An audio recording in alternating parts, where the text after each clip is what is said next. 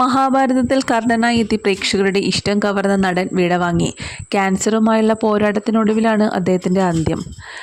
ജനപ്രിയ പരമ്പരയായിരുന്നു മഹാഭാരതം. മഹാഭാരതത്തിലെ കർണനായി അഭിനയിച്ച് ഏറെ ശ്രദ്ധ നേടിയ നടനാണ് പങ്കജ് ധീർ. മുംബൈയിൽ വെച്ചാണ് അദ്ദേഹത്തിൻ്റെ മരണം സംഭവിച്ചത്. 68 വയസ്സായിരുന്നു പ്രായം. ഏറെ നാളുകളായി ക്യാൻസർ രോഗബാധിതനായിരുന്നു.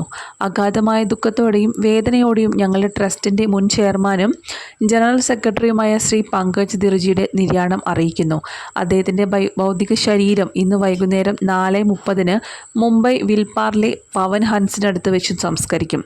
പങ്കജ് ധീറിൻ്റെ വിയോഗ വാർത്ത സ്ഥിരീകരിച്ച് സിനിമ ടെലിവിഷൻ ആർട്ടിസ്റ്റ് അസോസിയേഷൻ പുറപ്പെടുവിച്ച പ്രസ്താവന ഇങ്ങനെയാണ്: നടൻ്റെ അന്ത്യകർമ്മങ്ങൾ ബുധനാഴ്ച വൈകുന്നേരം മുംബൈയിൽ വെച്ച് നടക്കും.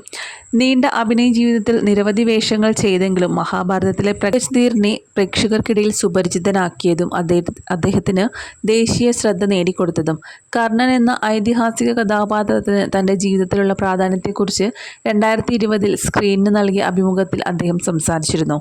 വർഷങ്ങളായി ആളുകൾ എന്നെ സ്നേഹിക്കുകയും ആരാധിക്കുകയും ചെയ്യുന്നു. സ്കൂളുകളിൽ ഉപയോഗിക്കുന്ന ചരിത്ര പുസ്തകങ്ങളിൽ പോലും കർണനെക്കുറിച്ച് എന്തെങ്കിലും പരാമർശിക്കുമ്പോൾ എൻ്റെ ചിത്രമാണ് ഉപയോഗിക്കുന്നത്. എനിക്ക് വേണ്ടി നിർമ്മിച്ച ക്ഷേത്രങ്ങളിൽ ഞാൻ പോയിട്ടുണ്ട്. 8 അടി ഉയരമുള്ള എൻ്റെ പ്രതിമ അവിടെയുണ്ട്. ആളുകൾ അവിടെ വന്ന് ആരാധിക്കാറുണ്ട്. ഞാൻ അവിടെ സന്ദർശിക്കുമ്പോഴെല്ലാം ആളുകൾ എന്നെ വളരെയധികം സ്നേഹത്തോടെയാണ് സ്വീകരിക്കുന്നത്. ഇത് എന്നെ അവർ കർണനായി അംഗീകരിച്ചു എന്നതിൻ്റെ വ്യക്തമായ തെളിവാണ്. കർണൻ എന്ന കഥാപാത്രത്തെ പ്രേക്ഷകർ എത്രത്തോളം നെഞ്ചേറ്റി എന്നതിൻ്റെ നേർചിത്രമായിരുന്നു പങ്കജ് ധീറിൻ്റെ ഈ വാക്കുകൾ. മഹാഭാരതത്തിൻ്റെ മറ്റു റീമേക്കുകളിൽ വേഷങ്ങൾ ലഭിച്ചിട്ടും പങ്കജ് ധീർ അവയെല്ലാം നിരസിച്ചു. തൻ്റെ ആരാധകരുടെ സ്നേഹത്തെ മാനിച്ചുകൊണ്ടുള്ള അദ്ദേഹത്തിൻ്റെ നിലപാട് ശ്രദ്ധേയമായിരുന്നു.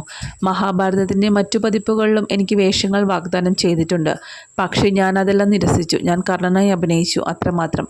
ഇത് പണത്തിൻ്റെ കാര്യമല്ല. എനിക്ക് മറ്റു വഴികളിലൂടെ പണം ഉണ്ടാക്കാം. പക്ഷേ എൻ്റെ ആരാധകരെ ആശയക്കുഴപ്പത്തിലാക്കാൻ ഞാൻ ആഗ്രഹിക്കുന്നില്ല. അവരുടെ സ്നേഹത്തോടെ ചെയ്യുന്ന അനീതിയാവും.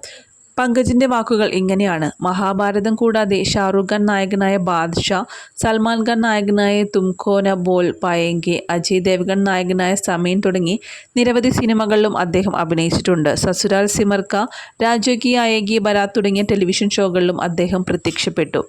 പങ്കജ് ധീറിൻ്റെ മകൻ നികിതൻ ധീറും ഇന്ന് അഭിനയത്തിൽ സജീവമാണ്. ഷാറൂഖ് ഖാൻ്റെ ചെന്നൈ എക്സ്പ്രസ്, ഋത്തിക് റോഷൻ്റെ ജോധ അക്ബർ, അക്ഷയ് കുമാറിൻ്റെ സൂര്യവംശി തുടങ്ങിയ ചിത്രങ്ങളിൽ നികിതൻ അഭിനയിച്ചിട്ടുണ്ട്. പ്രമുഖ സിനിമ സീരിയൽ നടൻ പങ്കജ് ധീറിൻ്റെ മരണവാർത്തയറിഞ്ഞ നിരവധി താരങ്ങളും അതുപോലെ നിരവധി ആരാധകരുമാണ് അദ്ദേഹത്തെ അവസാനമായി ഒരു നോക്ക് കാണാൻ എത്തിച്ചേർന്നതും അദ്ദേഹത്തിന് ആദരാഞ്ജലികൾ അർപ്പിച്ചിരിക്കുന്നതും.